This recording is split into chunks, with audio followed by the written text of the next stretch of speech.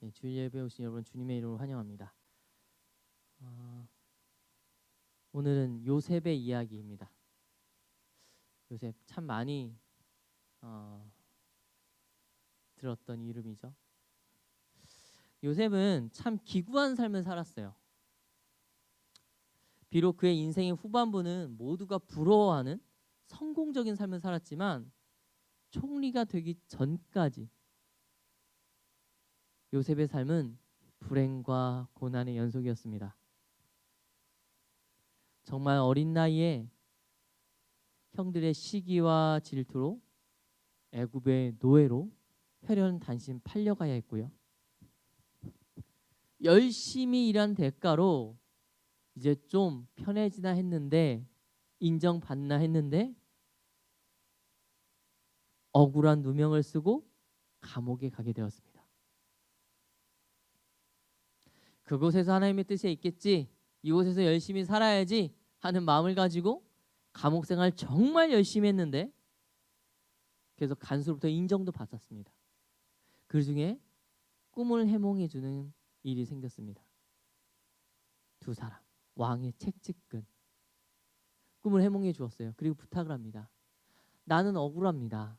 나는 히브리인이고 너무 억울합니다. 내가 잘못한 게 없는데 누명을 썼습니다. 그러니 당신들이 복권이 되면, 다시 왕의 측근이 된다면 나를 기억해 주십시오. 실제로 그가 그 둘 중에 한 명은 죽었지만, 그가 꿈을 해몽해 줬던 한 사람은 복권됩니다. 왕의 측근에서 왕에게 직언을 하고 조언할 수 있는 자리까지 다시 올라갑니다. 아마 요셉은 이때 많은 희망을 품었을 거예요. 드디어 나의 억울함을 이 나라 왕에게, 신으로 불려지는 그 파라오에게 말해줄 사람이 생겼구나.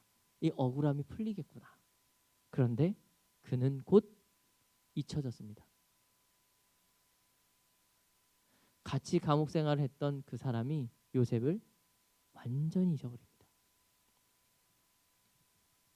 이렇듯 요셉의 어린 시절과 청년의 초반의 시기에는 고통으로 가득 차 있습니다. 그러나 이 긴 어둠의 터널에서 꾸준하게 한 걸음 한 걸음 나아갔을 때, 포기하지 않았을 때, 그는 자신이 상상하지 못했던 성공적인 삶의 주인공이 될 수 있었습니다. 물론 그가 성공했던 삶을 살았다고 해서, 성공했다고 해서 그의 어린 시절의 고난이 사라진 것은 아닙니다. 과거의 고통과 트라우마들이 그를 단단히 붙잡았을 것입니다. 그 근거가 바로 요셉이 처음 그의 형제들 만났을 때입니다. 실제로 요셉은 그의 형제들 처음으로 대면했을 때, 처음 그 형제를 봤을 때, 형, 저 요셉이에요. 괜찮습니다. 용서합니다. 이렇게 얘기하지 않습니다. 다 괜찮아요. 하나님이 하신 거잖아요. 이렇게 이야기하지 않아요. 바로 그들을 받아들이지 않습니다. 자신의 신분을 숨기고 형들을 시험합니다. 당시 처음에 요셉이 형들을 만났을 때 형들에 대한 편견이 있는 그 상태였습니다. 그래서 요셉은 딱 하나만 생각합니다. 내 친동생 베냐민. 야곱에겐 4명의 아내가 있었습니다. 그 중에서 그가 사랑했던 여인은 라헬이었어요. 그 라헬은 단 2명의 아들만 낳습니다. 요셉과 베냐민이요. 요셉은 내가 받은 편견들, 고난들, 형들의 질투와 따돌림, 그걸 기억하며, 내 친동생, 내 혈육 베냐민도 어쩌면, 그래서 베냐민을 찾습니다. 그 베냐민을 자신 곁에 두기 위해 많은 계략까지 씁니다. 은잔을 베냐민의 곡식 자루에 숨겨놓는 거죠. 그 이야기합니다. 다 가. 난 이 베냐민만 내 종사면 된가, 다 가라 라고 얘기합니다. 어쩌면 요셉은 베냐민만 구원하고 싶었을지도 모르죠. 그런데 그 상황 가운데 놀라운 일이 일어납니다. 자신을 따돌렸던 그 형들, 그 중에서도 가장 앞에 섰던 유다 형, 그 형이 이렇게 얘기합니다. 주님, 그러지 마십시오. 베냐민 이 아이가 없으면 우리 아버지가 아파하십니다. 내가 이 아이 대신 종이 될 것이고 생명이 있다면 내 생명도 취하십시오. 요셉이 생각했던 전개가 아니었어요. 여전히 생각하는 그 요셉 앞에 유다는 무릎 꿇고 이야기합니다. 베냐민 대신 내가 종이 되겠습니다. 요셉을 팔고자 한 그 주도적인 역할을 했던 게 유다였어요. 그 유다가 변했습니다. 요셉은 그것을 봤어요. 아, 형들이 변했구나. 유다 형이 변했구나. 그리고 이제 그제서야 그 형들의 변화를 깨닫고 그들을 진심으로 용서하게 됩니다. 그리고 울며 얘기합니다. 그동안 내가 받았던 서름들, 외로움들, 그 모든 것 형들 앞에 눈물로써 나갑니다. 그리고 이야기합니다. 저 요셉이에요. 형들이 팔아버린 그 요셉이 바로 저입니다. 자신들의 시기와 질투로 노예로 팔려진 요셉이 총리가 된 것을 본 형들은 당혹감을 넘어 두려움에 가득 차게 됩니다. 말 한마디면 자신들을 그대로 찢어 죽인다고 해도 아무런 문제가 되지 않는 그 위치에 있던 게 요셉이기 때문입니다. 또한 이미 한번 스파이 혐의로 그들이 고난을 겪었었고 이제 도둑질의 혐의까지 입은 상황이기 때문에 요셉의 말 한마디면 그리 어렵지 않게 이들을 복수할 수 있었기 때문입니다. 그런데 요셉은 이런 형들의 마음을 잘 알았기에 내가 요셉입니다 하면서 곧이어 이야기합니다. 형님들 두려워하지 마십시오. 걱정하지 마십시오. 오늘 본문에서 우리가 주목해야 할 것은 자신의 고난의 시간에 관한 요셉의 이해입니다. 요셉은 지금 자신이 애굽의 총리가 되어 형들의 생사 역탈권을 가진 그 이유에 대해서 인간보다 내가 고난받았으니 내가 축복을 누려야 된다라고 얘기하지 않습니다. 또한 내 노력이다, 내가 열심히 해서 총리가 된 것이다, 내가 잘 참았더니 이렇게 된 것이다 라고 이야기하지 않습니다. 요셉은 말합니다. 이 모든 것이 하나님의 계획이었습니다 라고요. 요셉은 형들이 자신을 애굽의 노예로 팔아버린 것도, 누명을 쓰고 감옥에 가게 된 것도, 그 감옥에서 오랜 시간 기다려 했던 것도 하나님의 큰 계획 아래 있었다고 고백하고 있는 것입니다. 자신의 삶이 하나님의 계획하심 아래 있다고 고백하고 있는 것이죠. 물론 요셉이 그 시간 안에 있을 때 요셉은 분명 힘들고 괴로웠을 것입니다. 어쩌면 삶을 내려놓고 싶었을 수도 있죠. 세상을 부정하고 싶었을지도 모릅니다. 하나님을 원망할 수도 있었겠지요. 굉장히 힘들고 괴로웠을 것입니다. 고통스러웠을 것입니다. 형들을 원망하고 보디발을 원망하고 술 맡은 관원장을 원망했을 수도 있습니다. 그런데 그 모든 시간이 다 지나간 이후 오늘 본문에서 요셉의 고백은 그것이 모두 하나님의 선한 계획이었다는 것입니다. 아무도 이해하지 못했던 방법으로, 상상하지 못했던 방법으로 하나님은 요셉을 사용하셨다. 나를 사용하셨다. 이것이 바로 요셉의 고백입니다.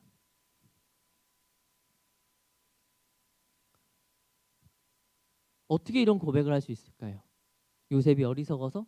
아니요. 요셉은 어리석은 사람이 아닙니다. 굉장히 현명한 사람이죠. 과거를 잊어버려서? 아니요. 요셉이 고백하는 걸 보십시오. 그는 분명히 기억하고 있습니다. 형들이 자신에게 무슨 일을 했는지 기억하고 있어요. 또렷이요. 그럼에도 불구하고 요셉은 하나님의 계획하심이었기에 내가 용서한다라고 이야기하는 것입니다. 오랜 시간이 지나서 내가 잊어버렸기 때문에 용서하는 것이 아니에요. 그럼에도 불구하고 그들을 품는 것입니다. 만약 우리가 요셉이었다면 우리는 어떻게 생각했을까요? 나에게 고난 주었던 그를 바라보며, 나를 힘들게 했던 그 사람을 바라보며, 아, 하나님의 계획이겠지 라고 생각할 수 있을까요? 내가 나중에 정말 성공해서 나를 힘들게 했던 그 누군가를 다시 만나게 됐을 때, 아니 나를 힘들게 한 그 사람의 생사 여탈권을 내가 주게 되었을 때 우리의 보는 그 시점이 복수에 있지 아니하고 하나님의 선한 계획이 있을 수 있겠습니까? 그 모든 것이 당신이 날 힘들게 한 것이 아니라 하나님께서 계획하신 가운데 있었던 것입니다. 그러니 두려워하지 마십시오. 당신이 나에게 했던 그 모든 행동을 내가 되갚지 않겠습니다. 라고 우린 생각할 수 있을까요? 요셉처럼 말이죠. 나의 고난의 시간이 하나님께서 나를 준비시키시기 위한 시간이었기에 그 시간 동안 있었던 모든 악행들을 이해하고 용서할 수 있겠습니까?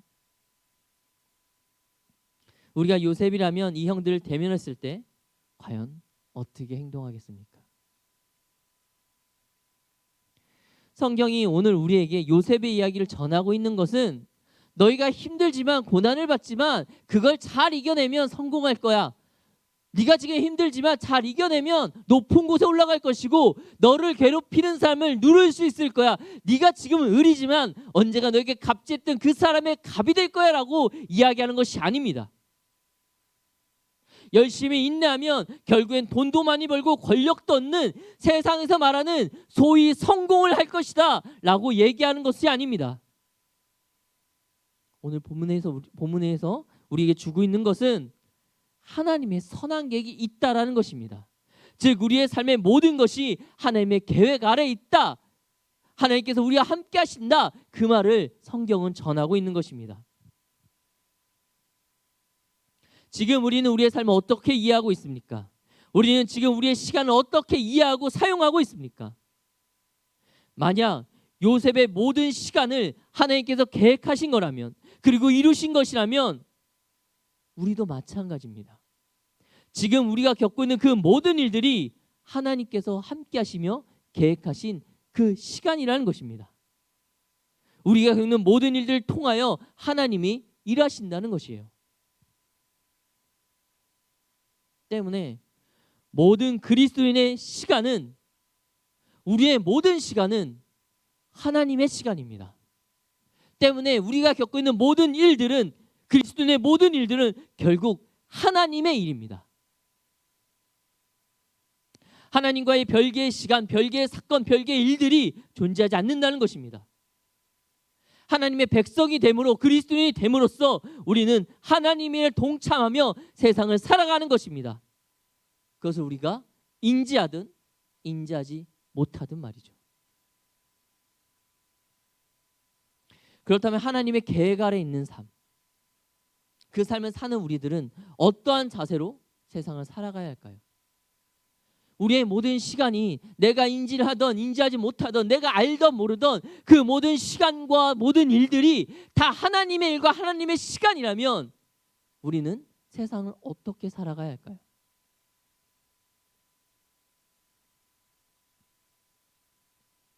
모든 일에 겸손함과 온전함과 열심으로 살아가야 합니다.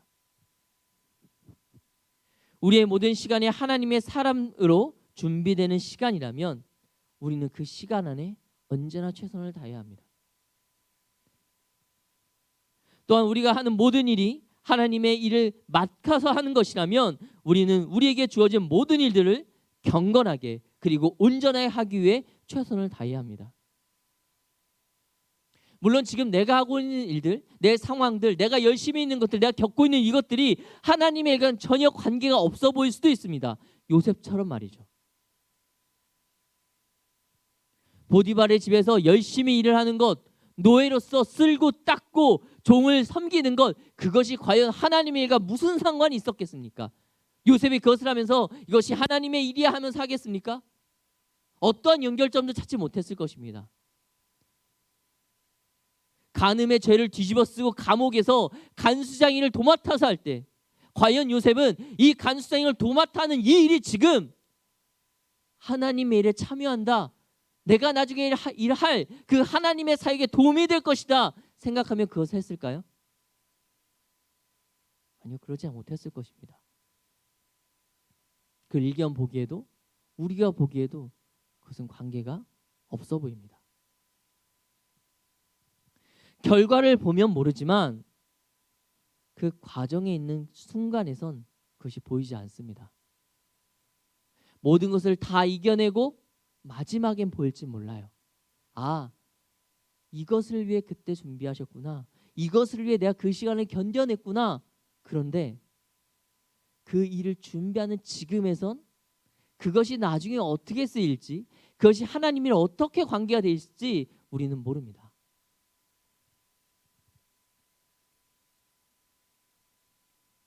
때문에 우리는 내가 지금 이것을 하나님의 일로 알든 모르든 최선을 다해 그 일을 해나가야 합니다. 내가 생각하기에 이거는 하나님이랑 상관이 없을 것 같아. 아니요. 그거는 하나님만이 아십니다. 그리고 우리의 모든 일들이 하나님과 관계 있다면 내가 필요 없어 보이는 것, 내가 지금 하나님의 일이 아니라고 생각하는 그것들을 통하여 하나님께서 이루실 일들이 분명히 있을 것입니다. 때문에 우리는 모든 일에 견건함과 겸손함으로 충성해야 합니다. 그렇다면 우리에게 맡겨지신 일이 무엇일까요? 모든 일이 하나님께서 맡기신 일이라면 대체 우리가 맡은 일은 무엇입니까? 가장 눈에 보이는 것은 직업입니다.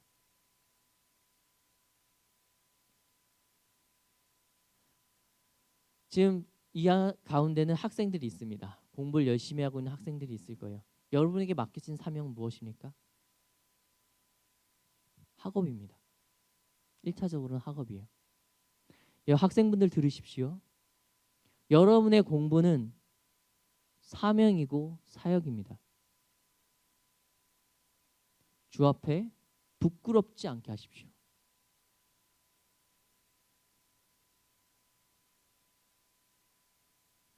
시험 공부를 한다면 그 시험 공부하는 그 모든 순간이 기도의 모습이 될 것이고 시험의 결과가 그 기도에 대한 응답으로 주어질 것입니다.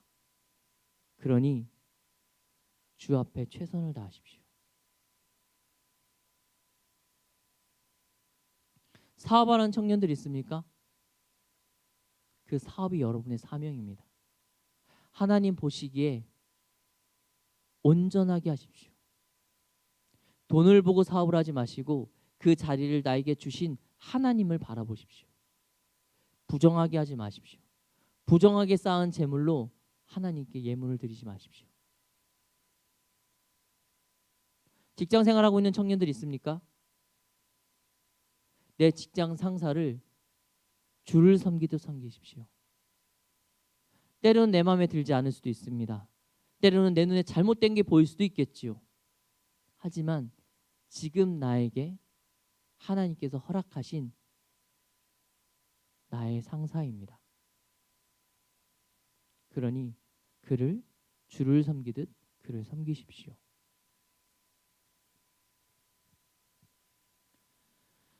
여러분, 자매들이 나중에 결혼해서 어머니가 된다면 어머니의 역할이 곧 하나님께 주신 사명일 것입니다. 아이를 양육하고 남편을 내조할 때 하나님께서 맡기신 사명임을 알고 행하십시오. 아버지가 되는 청년들이 있을 것입니다. 다 아버지가 되기를 바랍니다. 아이를 양육하는 것, 한 사람의 남편이 되는 것, 한 가정의 가장이 되는 것, 하나님께서 주신 사명임을 기억하고 합당하게 행하십시오. 그것이 바로 우리에게 맡겨진 사명과 맡겨질 사명입니다. 여러분, 이 사역에 얼마만큼 최선을 다하고 있습니까? 여러분, 이 사역에 얼마만큼 최선의 노력과 견건함과 겸손함과 견고함으로 온전케 하고 있습니까?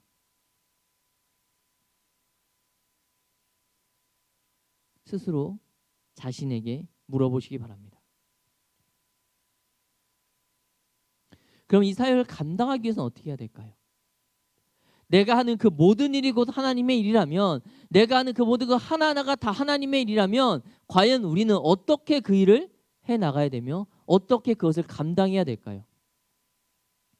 우리의 직업이 지금 우리가 하는 모든 일들이 하나님의 사역이라면 우리는 무엇을 먼저 해야 할까요? 기도해야 합니다. 내 힘으로 하는 것이 아니기에 기도해야 합니다. 성령님의 도움을 구해야 합니다. 여러분, 하나님의 일은 내가 하는 것이 아닙니다. 하나님께서 하시는 것이죠. 하나님께서 나를 통해 그가 일하실 수 있도록 하나님 나를 사용해 달라고, 연약한 나를 내려놓게 해달라고, 내가 내 자아를 내려놓고 깨어져 하나님께서 나를 주장해 달라고 기도해야 하는 것입니다. 여러분, 기도하지 않으면서 어떻게 나를 통해 하나님의 일과 하나님의 권능이 세상 가운데 드러나길 바랍니까? 공부하는 것이 하나님의 사역이라면 여러분, 어떻게 기도하지 않고 공부할 수 있습니까? 사업을 하는 것이 하나님의 사역이라면 어떻게 기도하지 않고 사업할 수 있습니까? 직장생활 하는 것이 사역이라면 어떻게 기도하지 않고 직장 가운데 일을 할 수 있습니까? 아버지가 되고 어머니가 되는 것이 사역이라면 어떻게 기도하지 않고 자녀를 양육할 수 있겠습니까?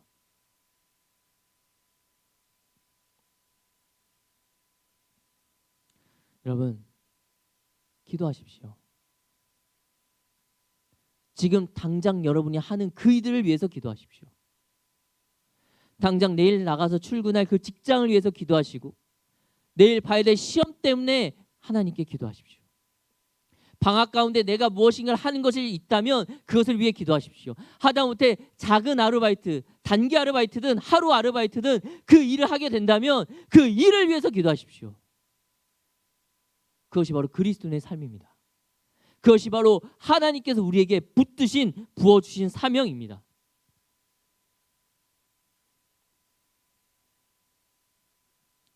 또한 하나님께서 오늘 우리에게 요셉의 이야기를 주신 이유는 우리가 요셉이 되기를 원하시기 때문입니다.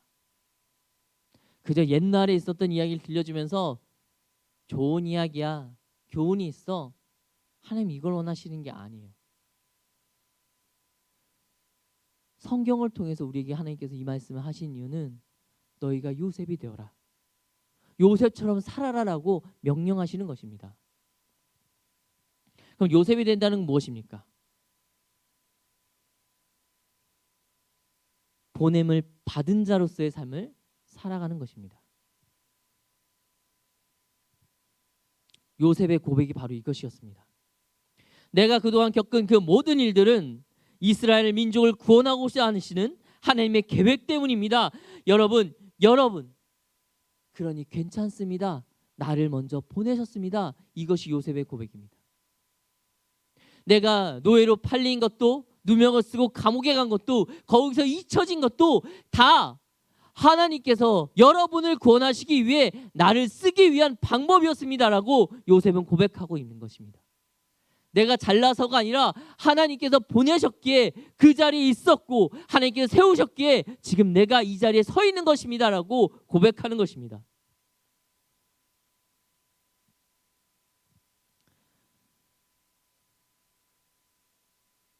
그럼 여러분들은 어떠십니까? 여러분 지금 요셉처럼 살아가고 있습니까?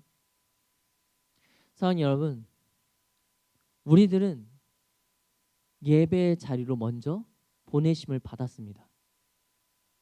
주님을 아는 자리로 먼저 보내심을 받았습니다. 하나님께서 우리에게 예배의 자리를 지키게 하신 이유는 다른 이들을 구원하고자 하는 하나님의 계획 때문입니다. 우리가 지금 이 자리에서 그래도 예배를 지켜내고 영적으로 하나님의 백성으로 살아갈 수 있는 힘을 주신 것은, 하나님이 잊지 않고 이 자리를 기억하게 하신 그 이유는 이 자리를 잃어버린 수많은 이들과 이 자리를 모르는 수많은 이들보다 먼저 우리가 보냄을 받기 위함입니다. 그들을 위해서 우리가 지금 이 자리에 있는 것입니다. 사랑하는 요셉은 그가 총리가 되었을 때 많은 것을 준비하게 됐습니다. 요셉의 형들이 왜 요셉을 찾아갔습니까? 요셉을 버렸던 형들, 요셉을 팔아버렸던 그 형들이 왜 갑자기 요셉에게 찾아갔습니까? 총리를 찾아간 이유가 무엇입니까? 요셉이 불렀습니까? 애굽의 총리의 이름을 그들을 불렀습니까? 아니요. 그곳에 살아갈 수 있는 방법이 있었기 때문입니다. 모두가 기근에 허덕이는 그 가운데 그곳에는 양식이 있었기 때문이에요. 요셉이는 그곳에 살아갈 수 있는 유일한 방법이 있었기 때문에 형들은 요셉을 찾아갔습니다. 그들이 속한 곳에는 더 이상 살아갈 수 없기 때문에 요셉이 있는 곳에만 그들이 죽음의 위협에서 피하고 삶을 살아갈 수 있었기 때문입니다. 우리 역시 이렇게 준비해야 될 것입니다. 우리 역시 이런 사람이 되어야 될 것입니다. 교회 밖을 떠나 영적으로 죽어가는 영혼들이 있습니다. 하나님의 이름을 모르는 채 죽어가고 있는 영혼들이 있어요. 여러분, 이 대구 지역을 제가 통계청 자료를 한번 봤어요. 대구 지역의 그리스도인의 비율이 10%에서 12%랍니다. 그런데 이게 모든 이단들을 합친 숫자예요. 이단들을 다 제외하면 한 8%에서 9% 된답니다.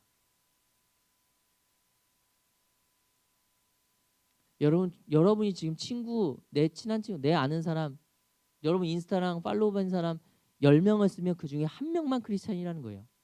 통계적으로. 여기 삼지구 나가서 지나가는 사람 10명을 붙잡으면 그중에 1명만 그리스도인이고 9명은 하나님 모르는 채 영혼이 죽어가고 있다는 것입니다. 여러분, 지금 대학에서 같은 클래스에서 30명이 수업을 듣고 있다면 그중에 3명 그리스도인이지만 29명은 영적으로 죽어있는 상태란 것입니다.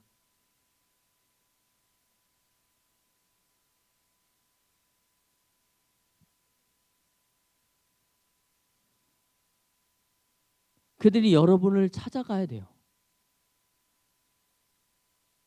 여러분이 우리가 준비되면, 우리가 주님한테 풍성히 준비되고 영적으로 살아 넘쳐나면, 우리 가운데 그리스도의 충만함이 가득하다면 그들은 압니다. 우리 가운데 생명이 있다는 것을. 여러분, 그렇게 준비되고 있습니까? 그렇게 준비되어져 있습니까? 여러분 주변에 누군가가 인생에 힘듦이 있어서 영적으로 너무나 지쳐서 내가 살아야겠다, 내가 죽을 것 같으니 내가 어떻게든 살아야겠다라고 했을 때 여러분의 이름을 떠올리는 그런 삶을 살아가고 있습니까?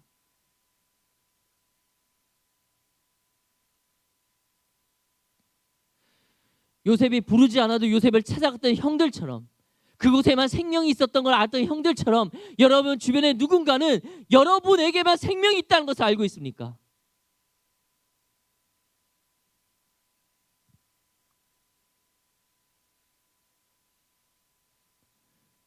그것이 우리가 살아가야 될 삶의 자세이고 요셉을 통하여 우리에게 주신 하나님의 말씀입니다.